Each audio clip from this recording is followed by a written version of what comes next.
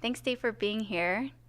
We're really excited to have you. You're very accomplished and successful in a lot of areas, and so it's good to see you again. And thanks for coming in. Hey, my pleasure. It's nice to see you again. Yeah. So you were the broker we used when my husband and I bought our first home, and so we had a great experience with you. And we would have kept using you except I got my license, and Right. so that's the only reason we didn't keep using you. You, But you did the family business. yep, a lot of agents in my family. But so, I mean, we've already introduced you with all of your accomplishments. And the one thing I really want to start talking about today is you've just been sworn in as the president-elect for the Utah Association of Realtors for 2019.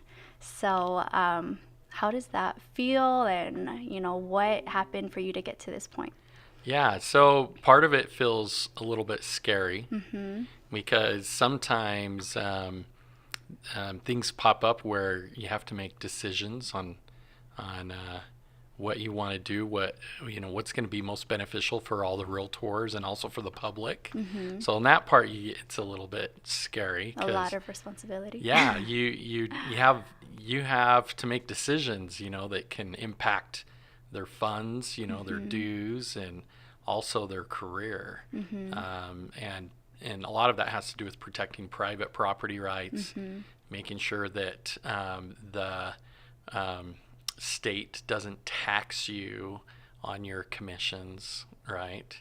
Because that's always a scary one. If the state wants to tax you, it's almost like you get singled out for, who knows, it could be like a 6% state income tax on top of your current income tax if they Mm-hmm. decide to tax services. And you also could have property owners get transfer fees that are on top of their fees already, which it's really Yeah. expensive to sell a home.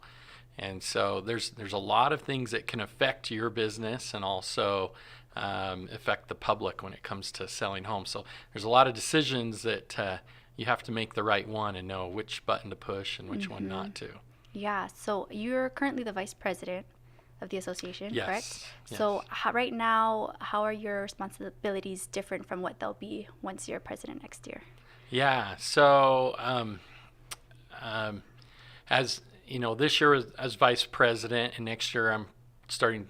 Well, it's pretty much starting now, Now. right? But Mm-hmm. 2019, president elect. Most of our duties are pretty much the same. The president really might give us different duties once in a while, Mm-hmm. but our duties are the same where we're on what's called an executive committee. Okay. And on the executive committee, we make decisions and we vote. We vote on things together, Mm-hmm. and the board of directors also votes on certain things. However, there's certain things that the executive committee would have power to make certain decisions. So sometimes the president might say, okay, vice president, I want you to do this and this and this, or Mm-hmm. president-elect, I want you to do this and this and this. We pretty much in the executive committee decide who's going to work on what or who's going to go to what Mm-hmm. in the committee. So it's not like there's a specific role for either of those two positions that you're only going to do this year and only going to do that next year. It comes out in each executive committee meeting. Okay. Okay. And how often are those meetings? And So those meetings aren't going to be as often. Those ones we have 3 a year. mm-hmm. Out of the meetings that we're going to go to the most often are our legislature committee meetings, Mm-hmm. which happen January through March. So it is a crazy intense meeting. Like, you're going to this meeting with 20, 30 other real estate agents, and each agent is following a different bill that's being proposed Okay. up at the state. And every week, someone's giving an update on what's going on with this bill, what's going on with that bill. People are assigned to follow different bills. Mm-hmm. And then we decide if we're going to, what do you call it? When you go with a bill, all of a sudden it goes my mind goes blank. Support. Thank you. Yeah. Support. Okay. So we decide if we're going to support a bill or if we're going to not support a bill, right? Mm-hmm. So that's going to be the most intense meetings from January through March, and then of course we have throughout the year different events in which we'd raise money for RPAC, and every realtor should invest in RPAC if they get in the business. It's not a fund where we support only Democrats or only Republicans. It's a fund where we support people who are supportive of private property rights and the industry itself, right? And so we have a lot of meetings throughout the year that have to do with that. We also have some other committees that we oversee, and so some voting or some things may pop up throughout the year that are more random, and that has to do with professional standards. So like if someone broke one of our code of ethics, we approve whether they got a certain fine or whether they were found not guilty or whatever. We approve those things. So there's some other stuff that pops up during the year that will just be more random for meetings. Okay. So as your position now, and as you know, this new position you have, about how much time do you have to put into it? I'm sure it varies. Yeah, but it totally varies. Yeah. And it all depends on what's coming up, right? So you're going to have January through March. You're going to probably be spending at least 3 hours a week, just through that time frame. It can average out to be a little bit more. There's sometimes where we travel. So I'm going to Uintah County 1st of January to train all the leaders in that area. Awesome. And so I'm going to do that for a full day there. Then in January, I'm going to spend another day. So, I mean, I'm going to have 1, 2, 3, 4. I have at least 4 days, so that's 8 hours a week, and then I have those ledge meetings, which is going to be another 3. So I mean, starting off, I'll probably be 11 hours a week just for January. So January might be a little bit more busy. So there's times I'll travel throughout the state and either be a support for a local association or do a training. Okay. Awesome. So pretty time consuming, especially in the beginning of the year. The beginning of the year, definitely. Yeah, I mean, it's definitely 10, 11 hours a week at the beginning.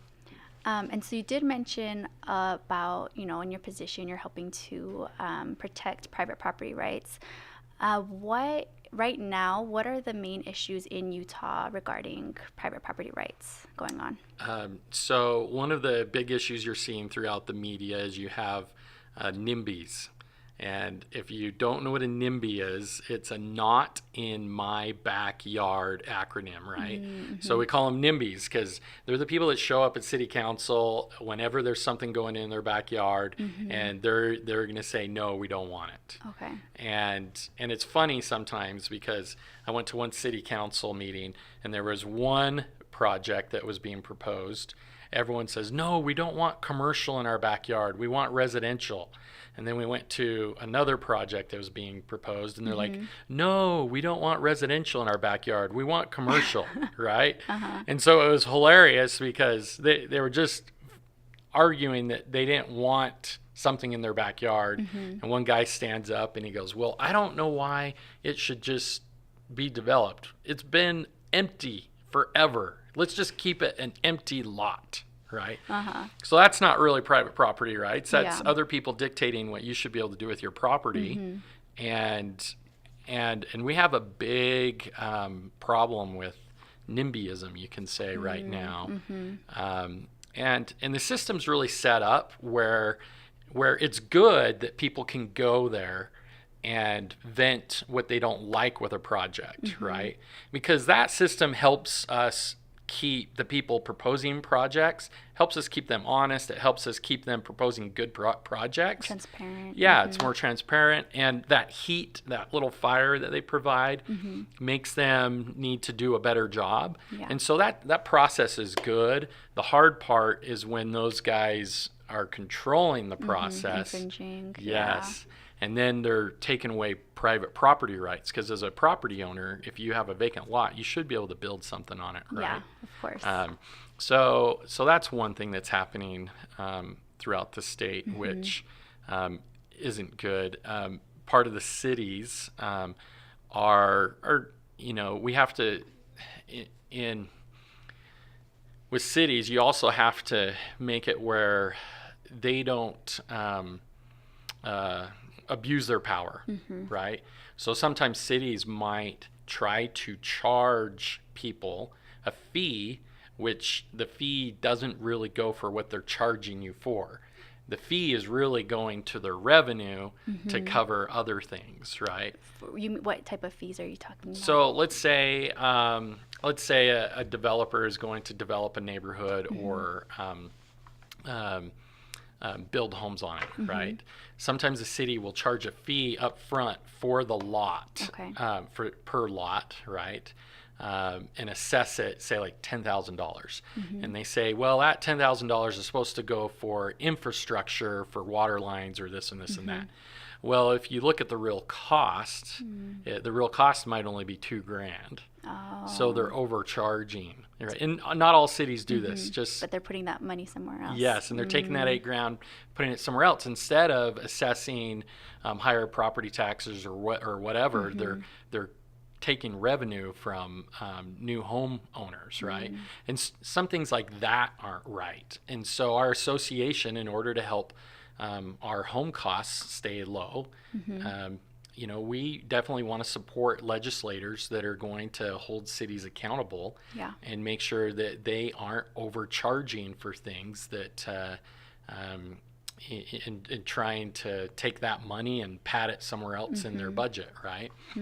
So we have things like that. The big one that could come up, because they're reviewing the budget, is taxing you on your services. So if you make $40,000 a year as a realtor, do you want to pay an extra 6% to the government? No. That's a huge burden, right? Yeah. That's massive burden. Yeah. And they're talking about taxing services, not just goods, because when you go to the store, you might have a 6% tax on goods. But if they were to do that, you're now paying, I think our income tax for the state's around 5 or something, 4 or 5. And so now if you add tax on services 6, now you're paying 11% of your commission to the state. That's crazy. That's insane. And that's not fair, Yeah. right? So you have that, and then you of course have transfer taxes. So Utah is not a state where we're mandated to disclose the sell price on your house. We're a state that you don't have to disclose that, right? They call it non-disclosure. We're not a real non-disclosure state. We're not a disclosure state, but we don't have to disclose it.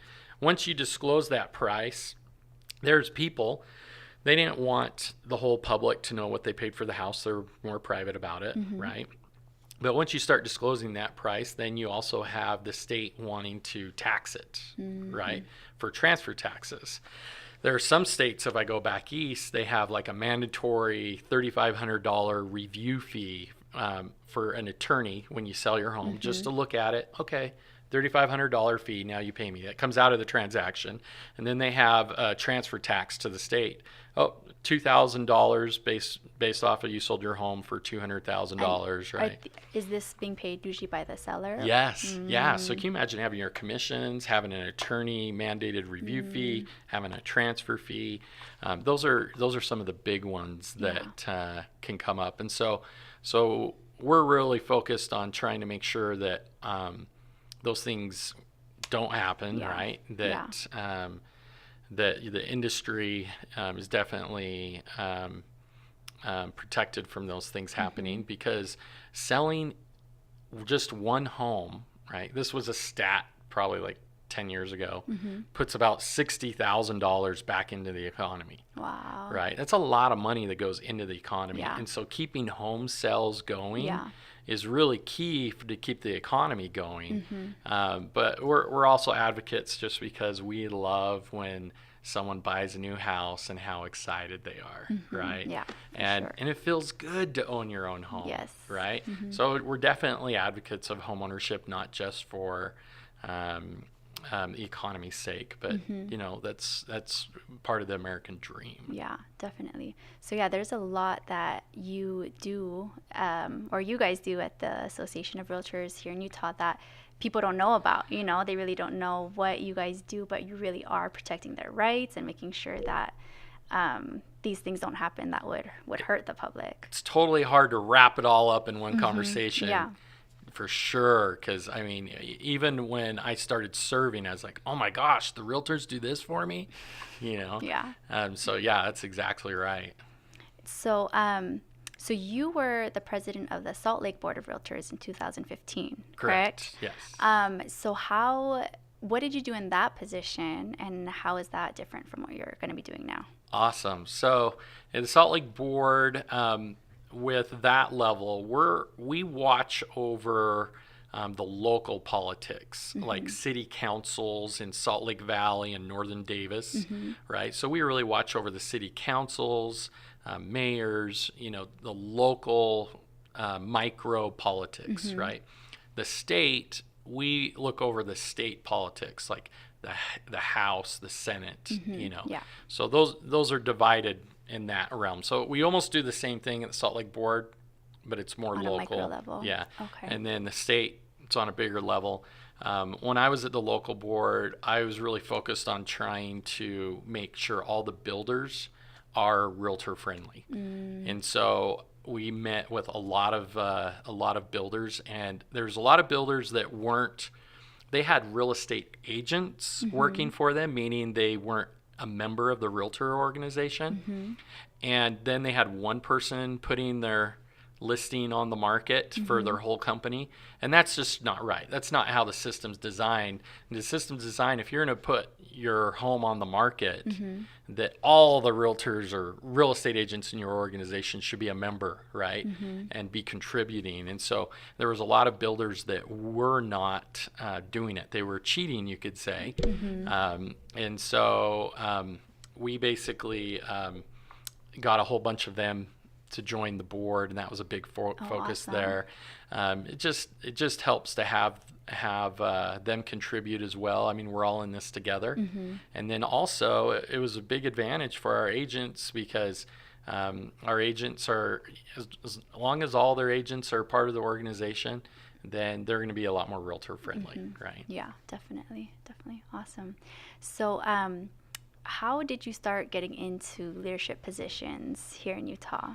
Because you have your brokerage and you've been doing that. When did you get your license, first of all?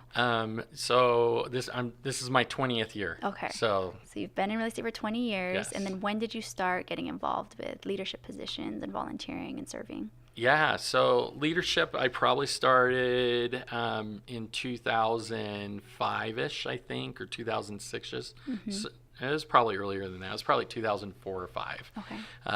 So I'd been in the business. I got my broker's license at Stringham, right? Got my license at Stringham. And in about 2005, 2006, I didn't know how to get involved. I didn't know what to do. I didn't really know what any of the realtor parts of the organization did.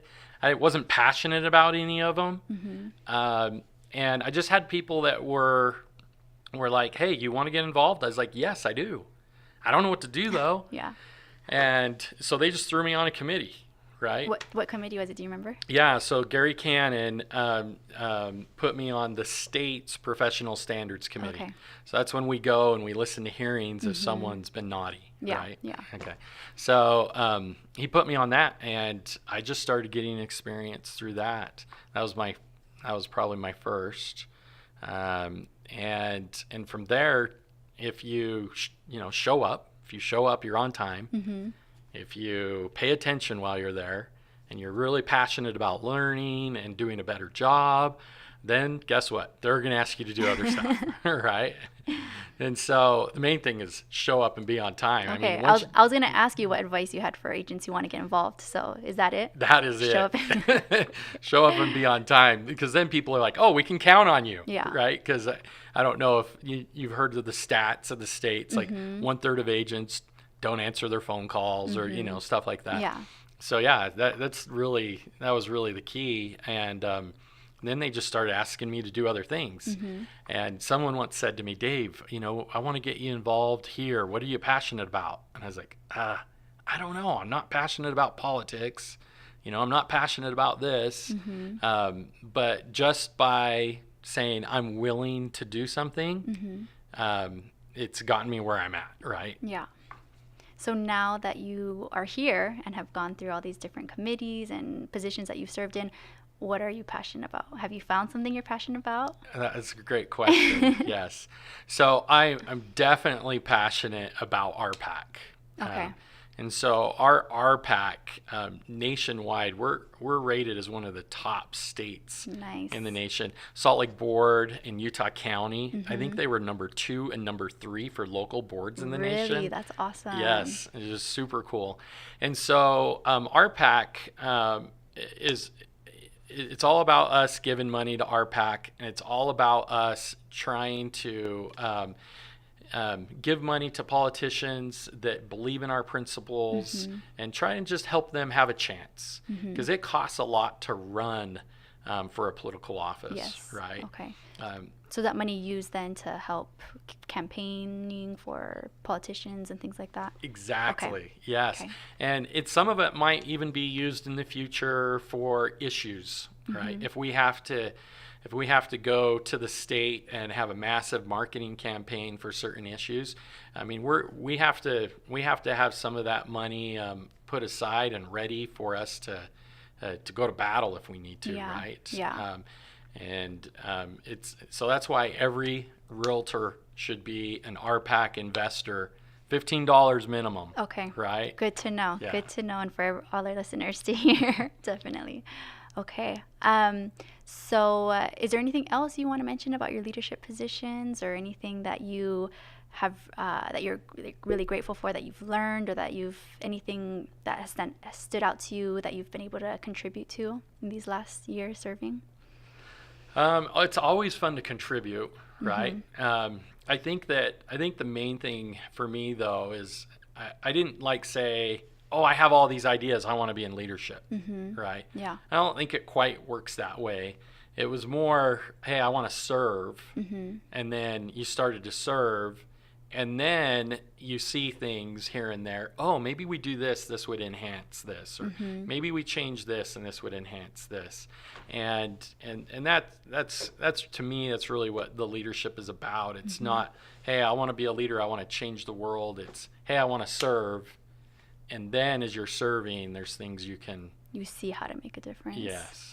That's really good advice, because I think there might be agents out there who want to get involved and want to serve, but they're not sure if they know enough, or what issues they would bring, help resolve or whatever. But it's not necessary. You're saying you just volunteer, be willing, and then you'll find how you can serve. Exactly. Okay. I didn't know anything. I wasn't Okay. passionate about anything. Okay. I was a crappy salesman, right? But, just by putting yourself in those positions, you'll learn. Okay, that's great to know. Yeah, because even myself, I've thought about, I'd like to serve, but I don't feel like I'm the real estate agent who knows everything. So that's good to know, definitely. So let's talk a little bit about your brokerage and your business, Go Be Realty, right? Yes. And it used to be Utah Dave. Kind of. So it was actually Robison and Company. Right, Robison and Company. But okay. no one ever remembered Robison and Company. Everyone called us Utah Dave. Because everyone knows you as Utah Dave. Yes, yeah. Yeah. Okay. And then you changed it to Go Be Realty. Yes. Okay. How many agents do you have in your brokerage? So I'm not a recruiting brokerage. I'm more of a team brokerage, and so I have a couple licensed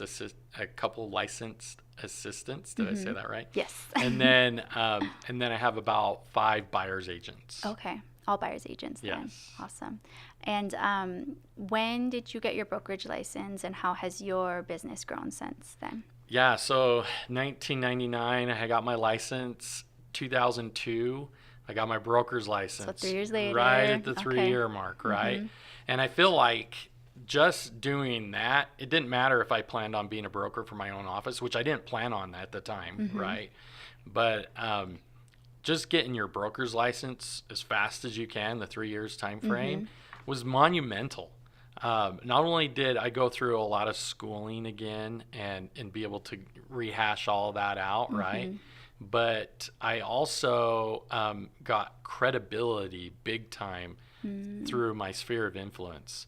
Like people are like, "Oh, he's You're a a broker." broker. Yeah. Oh, and I'd go out with clients and they'd be like, "So how come you're showing me homes? You're the broker, right? Mm-hmm. How did I get lucky, Yeah. right?" Yeah. And so it was a big deal to get your broker's license. Just from a business standpoint, your Mm-hmm. credibility goes skyrocketing. That's good for listeners to hear too. And so you got your broker's license, and then you decided to start your own brokerage. Yeah, And I was with my dad okay. for years, and he was the broker, Mm-hmm. right? But there came a point where he was done, Mm-hmm. and so it was either join a brokerage or just Start your own. run it, right? Yeah. And so we did our own.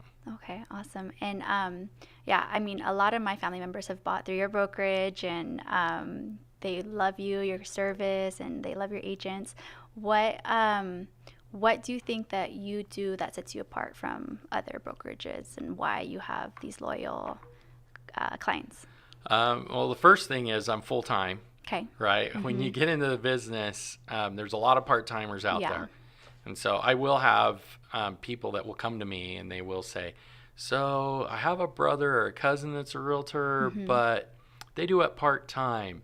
So, I mean, just doing it full time Yeah. really makes you set apart, Yeah. right? I have a a friend in my neighborhood, this lady, and she's really part time, Mm-hmm. but she tells everyone she's full time and she acts like she's full time, Okay. right? People will trust her, Mm, right? And they feel like she's full time, yeah. right? But it's so I mean there's a way to set yourself apart. Mm-hmm. But if you just tell people, I mean, some realtors are hesitant to tell people they do it full time, and they're just like, "Oh yeah, I just do it part time," la la la. Mm-hmm. Well, your credibility just went down, right? Mm-hmm. True. So that's the first thing that's going to set you apart, Mm-hmm. right?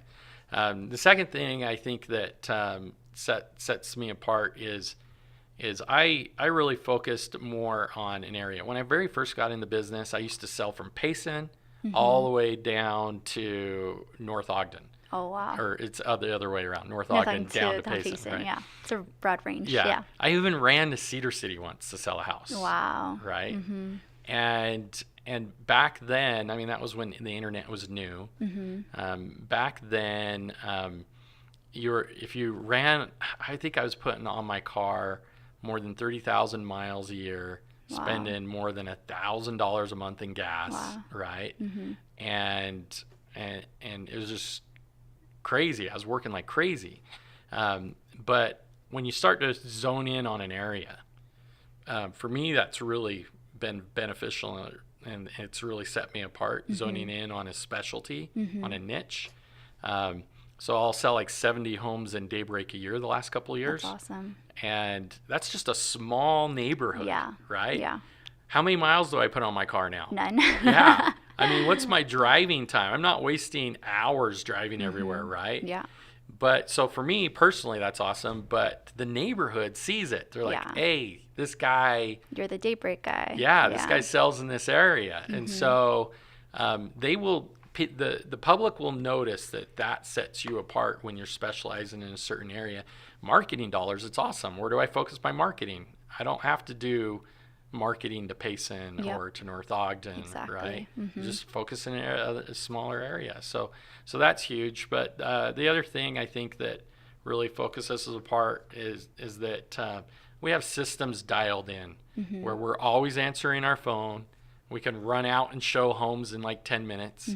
I hear members of the public say, yeah, I called this agent. They didn't call me back for a day later. And then they wanted to set an appointment to show their listing a day after that. So they're waiting. Yeah, so they're waiting for 2 days, and the public doesn't want to wait 2 days. No. So what I found when the market was slower a couple of years ago, if we ran out and showed a home in 10 minutes in our neighborhood, where we're close to the office, we were selling 25% of our listings. Wow. You call it double siding or whatever, but we're selling 25% of our listings, and we hadn't seen that really happen in the marketplace. Yeah. So I'd say another thing that sets us apart is just speed. Speed to help the client. Urgency, right? And then of course for us inside, we feel like a lot of it is training. Like I felt like I had some agents in my office. They went to Stringham too, right? We had everyone go there, but they would know more than a broker that'd been in the business for 20 years. And that broker, would call us back, and after they talked to a lawyer, and would be like, "Oh, You're sorry, right. you're right," Yeah. And at first they were like, "You're how many years have you been in the business?" And my rookie was like, 2 years. He's like, "Well, I've been in it 20." So right? I know more automatically. Yeah. Yeah. So, but we, part of ours is, I sent everyone to Stringham. I felt like is the best, but we also in our office would go over the Repsy over and over and over. That's really important. Yeah. So, there could be more things too. Like we're constantly networking. Like I see agents that I tell them, hey, what have you done to network? What have you done? I've given them a golf pass to take people golfing all year long, right? Awesome. And the agent didn't take one single person golfing in a year. Really? And then I had another agent that he would take people golfing anytime he could, right? And so there's a difference in people's ability to create success just based on if they're willing to put themselves out there, right? And so, if you have a free golf pass and you don't take anyone all year long, I'm going to say you're not going to be successful, right? You got to be willing to network and so forth. So for agents who aren't good at networking and want to get better, what would you advise? Yeah, I was a shy person in the beginning. I hated calling people. I did not do cold calling, didn't do any of that. And I just didn't like it. I didn't like asking people for business, right? And so, what I basically did in the very beginning is I just invite people, it didn't have a big budget then. Like I couldn't take them to a jazz game or anything like that, right? So I, back then, would just invite them over to our house for parties, right? And we just have fun. Like, I didn't even really talk about business. Yeah, it was just like having friends over and... Yeah, and I would just get to know people that way. And then I started volunteering where I could. So in our neighborhood, they had like a programs committee, a fund committee. So then I joined that, right? And then I created a website for the neighborhood, right? And there was no one dominant in the neighborhood back then. But because I was volunteering in the area on the programs committee, because we were inviting people over for parties or whatnot, and because I created a little neighborhood website, then it just started to go. It takes time. Yeah. But there's ways to network where you don't have to go to like a business meeting and join a group. You can just start with neighbors. We were inviting people over that we didn't even really know, but because it was everyone was in the neighborhood, the other people were like, oh, they're in the neighborhood. Yeah. Right. It's a neighborhood thing. Sure, I'm going to go to this. They feel happy that they were invited. Yeah. Right. Yeah. No, that's great, because you mentioned you were a crappy salesman. I guess is your words, not mine. Yes. And so that's 100% accurate. And so I think a lot of agents feel like they're not good at selling, but that's so they're like, what do? I don't want to be a salesperson. And so I think that's great advice, is just to talk to people, get involved. So that's great. And one of the reasons I have proof of why I was a crappy salesman person really is my first year I maybe made $9,000 in real estate, right? Second year I think I made maybe $10,000, right? third year, I might have gotten it up to 15,000, and that's gross. That's before splits. That's before any of your Yeah. expenses. The thing is, a lot of people will give up then, right? Yeah. But I wasn't going to give up. I just kept reading books. I watched other agents and kind of what they did, but I just wasn't going to give up. I was like, if my dad can show a buyer 5 homes, it shouldn't take me 50 homes to sell. Yeah. Right. Yeah. And one of the things that you have to learn is some people say, well, I'm not pushy. I'm not a salesman. Well, either was I. Yeah. Right. Either was my dad. He wasn't either. But it's not about being pushy. It's not about making someone do something they don't want. That's not what a salesman does, right? When you become a good salesman, you're really helping someone make decisions. You're not telling them what to do. You're not forcing them. Like, I always give them options, right? But you're just presenting the information in a way that they can make a decision. What I found in the very beginning when I was showing like 30 homes is I'd just go through the home, and then we'd walk out. I never asked them if they wanted to do an offer. I never asked them if they liked the house. I'd just say, okay, what do you want to do?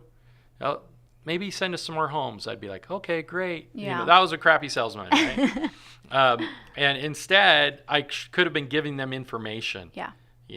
And things that would help them make a decision. And so I think that you just push through that. If you push through it, you don't quit. Yeah. And you want to learn, then you're going to be fine. Awesome. Great advice. So I know you had mentioned, networking, talking about you couldn't afford to take people to jazz games, but now you go to a lot of jazz games. Yeah. I know, I follow you on Facebook. You're a huge jazz fan. So speaking of that, I wanted to talk about a little gift that was made of you. Oh, yeah. We'll show it right here. So this is amazing. Probably one of the best things I've ever seen. And it got on ESPN. That's correct? Yeah, I was like on Sports Center. It's on Sports, but yeah. Did you see it, the clip on Sports Center? I never saw it on Sports Center. I just had a lot of people text me and tell me. And so what was the context behind this? So there's no real context. I was just at a jazz game and having a good time. And the cameras are always like, across from me, and at the end of the game, I saw the camera on me and it turned red, and because you can see when it turns red. And so I told my wife, you got to dance, the camera's right there. And so, like, there's another clip where they kind of zoomed in on me. I was dancing right next to her. Oh, she was dancing too? Yeah. Oh, man. And she was just doing this little dance, next to me. But they see us throughout the game dance, or they see us throughout the game cheer. And so at the end of the game, they were ready, right? Yeah. And so when you see the red light turn on, you have no choice. You got to perform, do it. right? I mean, that's really the moral of life, right? Yep. When you get your opportunity, you got to perform, right? Yep. So anyway, yeah, that's how that came about. Well, I loved it. It was awesome. So this is our president-elect for 2019 for the Utah Association of Realtors. So that is amazing. But and embarrassing, It's not embarrassing. That's great. So thanks so much, Dave, for being here. It was a pleasure having you. Hey, you bet. Thank you.